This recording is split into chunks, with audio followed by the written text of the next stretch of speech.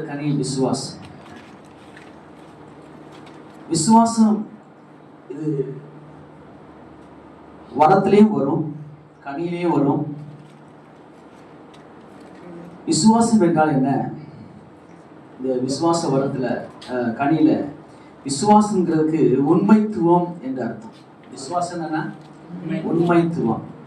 இப்ரேயர் 3:2 மோசேயை குறித்து எழுதப்பட்டிருக்கிறது. தேவனுடைய வீட்டில் எங்கும் உண்மையுள்ளவனாயிருந்து இருந்தது போல இவரும் நம்மை ஏற்படுத்தினவருக்கு உண்மை உள்ளவராய் இருக்கிறார். கர்த்தருக்கு ஸ்தோத்திரம். அப்போஸ்தலர் 13:22 வாசித்தா தாவீது என் இருதயத்துக்கு ஏற்றவனாய் இருந்தான். தானியேல் 9:23 வாசித்தா தானியேல் மிகவும் எனக்கு பிரியமானவனாய் இருந்தான் என்று பார்க்கிறோம். யாக்கோபு 2:23 வாசித்தா ஆபிரகாம் எனக்கு சிநேகிதனான் இருந்தான் என்று பார்க்கிறோம். யோவான் 15:15 வாசித்தா சீசர்களை பார்த்து ஆண்டவர் சொல்லுகிறார், நான் உங்களை என்ன செய்கிறேன், சிநேகிதன் என்று அழைக்கிறேன் என்று சொல்லுகிறார். மத்தேயு 25:21 வாசித்தா நல்லது உண்மையும் உத்தமமான ஊழியக்காரனே என்று சொல்லுகிறதை பார்க்கிறோம். இதெல்லாம் பார்க்கும்போது என்ன அப்படின்னு சொன்னா, விசுவாசம் இந்த கனி நம்முடைய வாழ்க்கையில இருக்கும் பொழுது என்னெல்லாம் நடக்கும் அப்படின்னா, விசுவாசம் நம்ம கனி வாழ்க்கையில இருந்துச்சுன்னா, ஒண்ணு எழுதிக்கோங்க, நம்ம ஜெபத்துல உண்மையா இருப்போம். விசுவாசங்கிற அந்த கனி நம்ம வாழ்க்கையில் இருந்துச்சுன்னா, ஒண்ணு ஜெபத்துல உண்மையா இருப்போம், 2 காணிக்கையில உண்மையா இருப்போம், 3 ஆராதனை காரியங்கள்ல ஆண்டவருக்கு ஆராதனை 9 மணிக்கு ஆராதனை அப்படின்னா அதுக்கு முன்கூட்டியே நம்ம என்ன செய்வோம், உண்மையா டயத்துக்கு முன்னாடி என்ன செஞ்சிருவோம், போயிடுவோம். மற்ற காரியங்கள் இந்த 3 காரியங்கள். சரி, இப்போ இன்னொரு வசனத்தை கூட நீங்க வாசிங்க.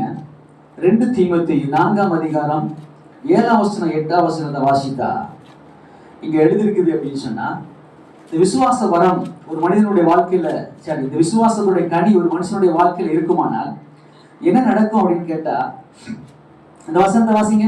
நல்ல போராட்டத்தை போராடினேன், ஓட்டத்தை முடித்தேன், விசுவாசத்தை காத்துக்கொண்டேன். நல்லா கவனிக்கணும். இந்த உலகத்துல வாழ்ற ஒரு மனிதனுக்கு ஏற்கனவே நம்ம முன்னாடி பேசுற 2 பேரும் சொல்றாங்க வந்துட்டு என்ன அப்படின்னா, கனிகள் வந்துட்டு 2 காரியங்களை கொண்டு வருகிறது, 2 ஆசீர்வாதங்களை கொண்டு வருகிறது. ஒன்று பூமிக்குரிய ஆசீர்வாதங்கள், இன்னொன்னு மறுமைக்குரிய, அதாவது பரலோகத்துக்குரிய ஆசீர்வாதங்கள். நல்லா கவனிங்க.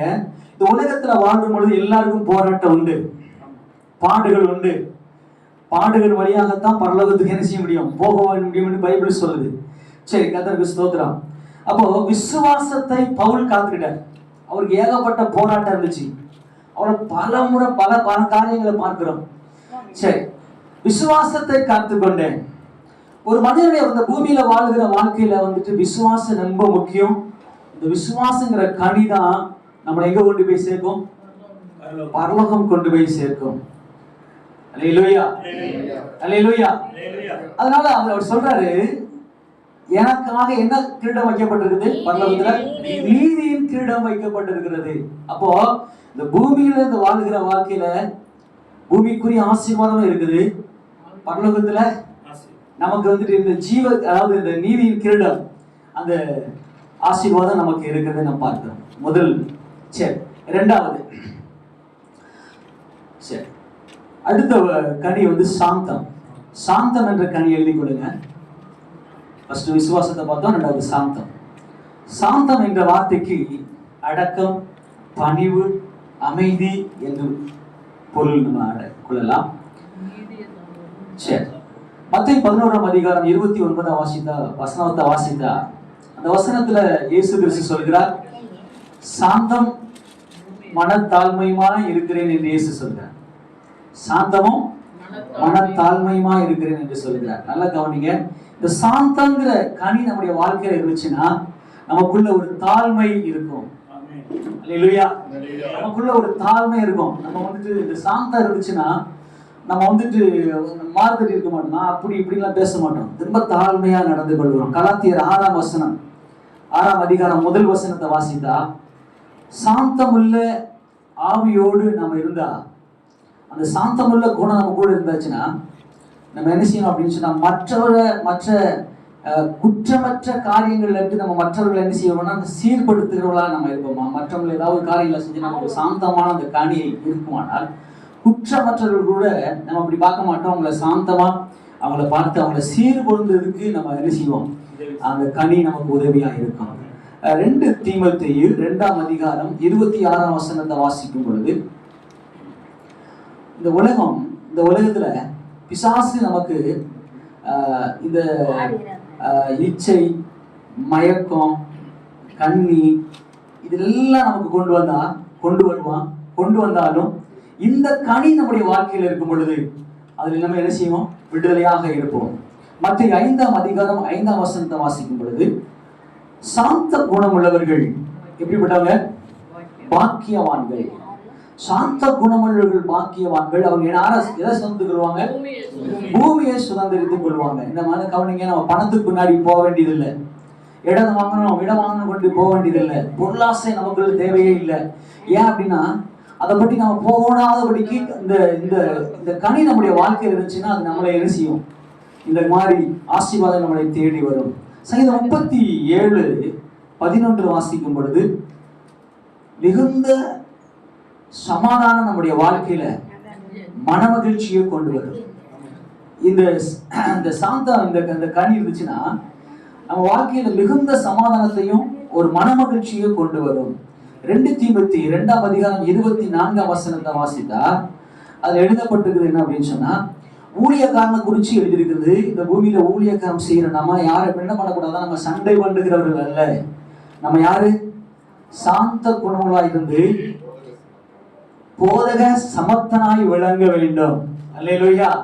அப்போ நம்ம சண்டை பண்றதா, சண்டை போடுறது, அந்த கலகத்தை உண்டாக்குறது அப்படி அல்ல.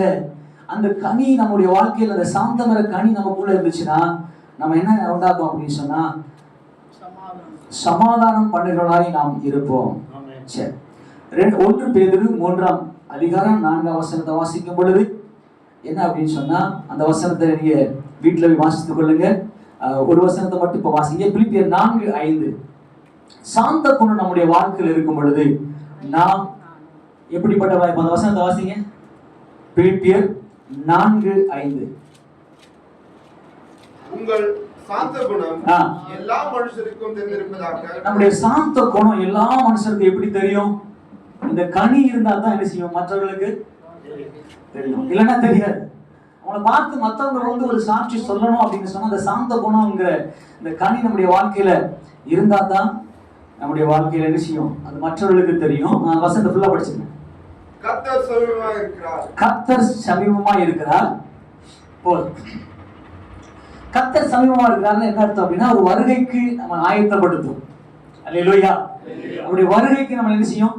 ஆயத்தப்படுத்தும். சாந்த குணம் அவ்வளவு காரியங்களை நமக்கு ஆசீர்வாதமா இருக்கு. ஒரு சில வசனங்களை நான் சொல்றேன், டக்கு கொஞ்சம் குறிச்சு கொள்ளுங்க. என்னாகும் 12:3, சங்கீதம் 22:26, சங்கீதம் 149:4, சங்கீதம் 147:6, சங்கீதம் 25:9, யாக்கோபு 1:21. இவ்வளவு வசனங்களை நீங்க வீட்டுல போய் நீங்க பொறுமையா நீங்க தியானித்துக் கொள்ளுங்கள். கர்த்தர் உங்களை ஆசீர்வதிப்பார். கடைசியாக இச்சையடக்கம் இது நம்முடைய வாழ்க்கையில முக்கியமான ஒரு கனியா இருக்கிறது. Self control. நம்மளை அடக்கி ஆளக்கூடியது. நம்மளோட சுய பலத்தினால அடக்கி ஆள முடியுமா? சுய பலத்தினால சாதிக்க முடியுமா? இதெல்லாம் முடியாத ஒரு காரியம். 1 கொரிந்தியர் 9ஆம் அதிகாரம் 25ஆம் வசனத்தை வாசித்தா, பந்தயத்துக்கு ஓடுறவங்க எப்படிப்பட்டவங்க இருப்பாங்க? பந்தயத்துல ஓடுறவங்க எப்படிப்பட்டவங்க இருப்பாங்க? உலக மனுஷனை குறிச்சே சொல்லப்படுது. அவன் ரொம்ப நோக்கமா இருப்பான், எதையும் பார்க்க மாட்டான், ஒரே நோக்கத்துல ஒரே கண்ட்ரோல்ல போயிட்டு இருப்பான். இச்சை அடக்கம் உள்ளவங்களா இருப்பாங்க. அழிவுள்ள அந்த பொருளுக்காக அந்த காரியத்துக்காக அவங்க அப்படி இருக்கிறாங்கன்னா, அழியாமையா இருக்கிற நித்திய ராஜ்யத்துக்கு அந்த நித்திய தேவனுடைய வைத்திருக்கிற அந்த பரலோக மேன்மைக்காக நம்ம என்ன பண்ணிருக்கோம்னு சொன்னா, இச்சை அடக்கம் உள்ளவர்களாக இருப்பதற்கு இந்த கனி நமக்கு வேண்டும். அல்லேலூயா, அல்லேலூயா. இந்த இச்சை அடக்கம் இந்த கனி நம்முடைய வாழ்க்கையில இருந்துச்சுன்னா நம்ம அழிவில்லாத அந்த பரலோக ராஜ்யத்தை நாம் சுதந்திரித்துக் கொள்வோம். 1. 2வது 1 யோவான் 2ஆம் அதிகாரம் 15-17 வாசிக்கும் பொழுது, இந்த உலகம் எப்படி இருக்குது அப்படின்னா, மாம்சத்தின் இச்சைகள், கண்களின் இச்சை, ஜீவனத்தின் பெருமை, இப்படிப்பட்ட உலகமா இருக்குது. இதை நம்ம மேற்கொள்ளணும், இதிலிருந்து இந்த அழிவிலிருந்து நம்ம பாதுகாக்கப்படணும் அப்படின்னு சொன்னா, இந்த காரியங்கள் நம்முடைய ஆளுகை செய்யாம இருக்கணும் அப்படின்னு சொன்னா, நம்ம இதுல இருந்து என்ன செய்யணும் அப்படின்னு சொன்னா, அந்த வசனத்தை வாசித்துங்களேன். உலகத்தில் உள்ளவைகளிலும் அன்பு கூறாதிருங்கள். உலகத்திலும் உலகத்தில் உள்ள எல்லாவற்றிலும் என்ன செய்யக்கூடாது? அன்பு கூறாக்கூடாது. அன்பு கூர்ந்தா நம்ம என்ன ஆயிடுவோம் அப்படின்னா, அந்த இச்சை நம்ம மேற்கொள்றோம். அதனால அந்த அன்பு கூறக்கூடாது. அன்பு, அந்த கனி, நம்முடைய இந்த இச்சையடக்க கனி நம்முடைய வாழ்க்கையில இருக்குமானால், உலகத்தையும் அன்பு கூற மாட்டோம், உலகத்தில் உள்ளதையும் என்ன செய்ய மாட்டோம், நேசிக்க மாட்டோம். அதை என்ன செய்வோம்? வெறுப்போம். கர்த்தருக்கு ஸ்தோத்திரம்.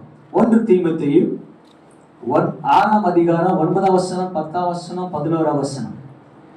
இந்த உலகத்துல வாழ்றனா பண ஆசை இல்லாம, பண ஆசையை வெறுக்கிறவர்களாய் நம்மை மாறி தேவ நீதிக்கும், தேவ பக்திக்கும், விசுவாசத்துக்கும், அன்புக்கும் நம்ம ஒப்பு கொடுக்கும் இந்த கனி நம்முடைய வாழ்க்கையில இருந்தார்.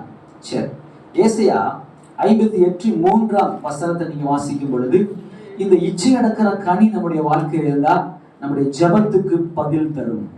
அல்லேலூயா. ஜெபத்துக்கு வந்துட்டு உடனே என்ன செய்யும்? பதில் கிடைக்கும். சரி, கடைசியாக ஒரு வசனத்தை வாசித்து நம்ம முடிப்போம்.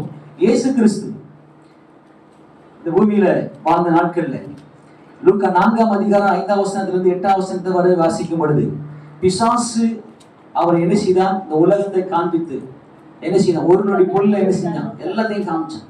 ஆனா இயேசு கிறிஸ்துவுக்கு என்ன பண்ணார் அப்படின்னு சொன்னா, அந்த இச்சை அடக்கம் அவருக்குள்ள இருந்தது.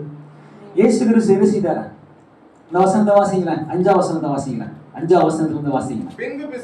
பின்பு பிசாசு அவரை உயர்ந்த மலையின் மேல் கொண்டு போய் உலகத்தின் சகல ராஜ்யங்களையும் ஒரு நிமிஷத்திலே அவருக்கு காண்பித்து, எல்லாத்தையும் ஒரு நிமிஷத்துல காமிச்சிட்டான்.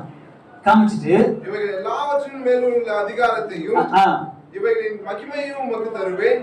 இவைகள் எனக்கு ஒப்பு கொடுக்கப்பட்டிருக்கிறது. எனக்கு இஷ்டமானவனுக்கு இவைகளை கொடுக்கிறேன். நீர் என்னை பணிந்து கொண்டால் எல்லாம் உம்முடையதாகும் என்று சொன்னான். இன்னைக்கு இந்த இச்சை அடக்கம், இந்த கனி நம்முடைய வாழ்க்கையில இல்ல அப்படின்னா நாம் தோற்று போயிடுவோம், நித்தியத்தை இழந்து போயிடுவோம்.